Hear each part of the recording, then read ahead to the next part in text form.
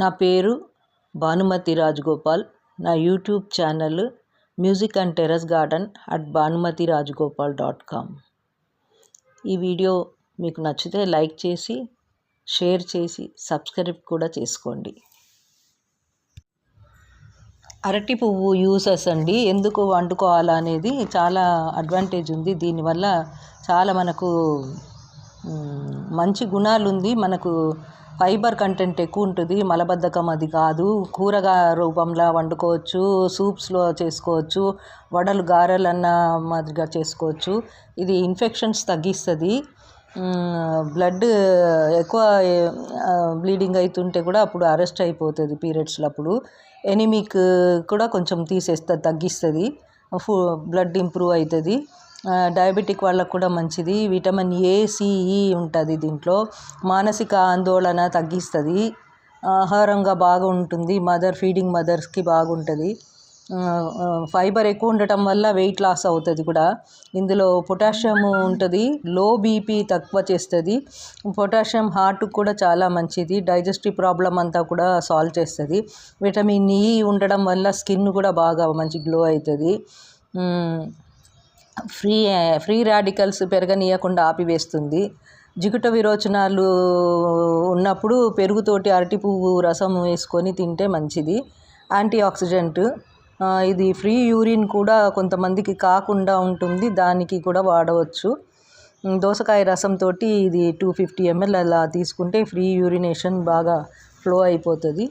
So ఇన్ని advantages, medical uses ఉన్నప్పుడు ఈ అరటి పువ్వుని మనం వండుకోకుండా ఉండకూడదు.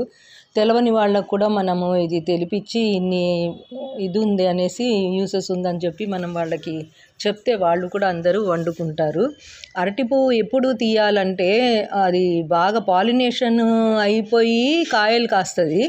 కాయలు కాయకుండా ఇంకా అది కింద రాలిపోతుంటుంది కదండి, అప్పుడు మనం ఆ అరటి పువ్వుని గెల నుంచి తీసేసుకోవాలి. సో ఫ్రూట్స్ వచ్చినాక మనం అది ఉంచుకోవాలి. ఫ్రూట్ ఇంకా రాకుండా, ఫర్టిలైజేషన్ కాకుండా రాలిపోతుంది చూడండి, అలాంటప్పుడు మనం ఆ గెల చెట్టు నుంచి అరటి నుంచి తీసేసుకోవాలి. ఓకేనా? Thank you, bye.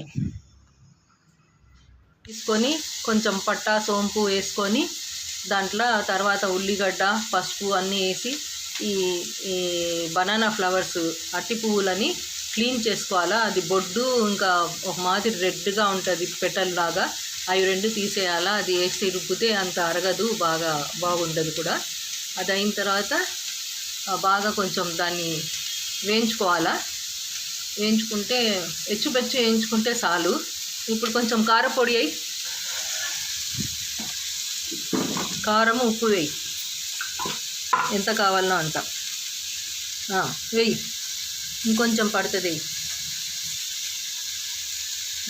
ఉప్పు వేయి.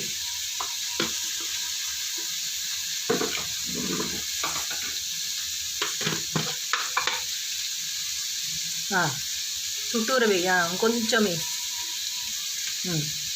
చాలు చాలు చాలు చాలు. అది బంతి స్టవ్ తొందర కానీ ఇప్పుడు కలుపు.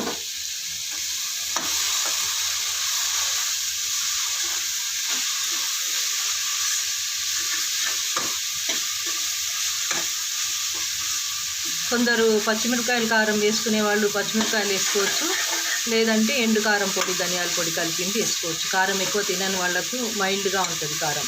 ఓకేనా? ఈ స్టేజ్ అయిపోయింది. ముందు శనగపప్పు నానేసుకున్నానండి. 40-45 minutes నానితే చాలు. పప్పు కొంచెం ఎచ్చుపచ్చు గ్రైండ్ చేసుకోవాలి మిక్సీలో. ఇప్పుడు మనకి ఈ స్టేజ్లో ఉంట పట్టడానికి రాకపోతే, కొంచెం పొడిగా ఉంటే ఏమవుతుందంటే, మనం నూనెలు వేసినాక గుండుగా వడల్లాగానన్నా బొండాల్లాగా వేసినా కానీ అంతా ఊడిపోతుంటాయి, బైండింగ్ ఉండదు పువ్వుకు.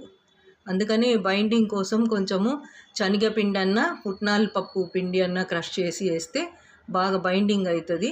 అట్ దట్ సేమ్ టైం పొరపొర కూడా వస్తుంది. ఓకేనా? ఇలా ఈ కట్లెట్ వడని ఇట్లా షేప్ చేసి పెట్టుకుంటే నూనె బాయిల్ కాగానే ఒక 6-7 అట్లా ఒక్కొక్క వాయికి వేసుకొని మంచిగా రోస్ట్ చేసేసి, ఎక్కువ డీప్ ఫ్రై అయ్యాయి కదా, తొందరగా మాడిపోకుండా చూసుకొని స్లో మంటలో వేగితే లోపలంతా కూడా ఉడుకుద్ది.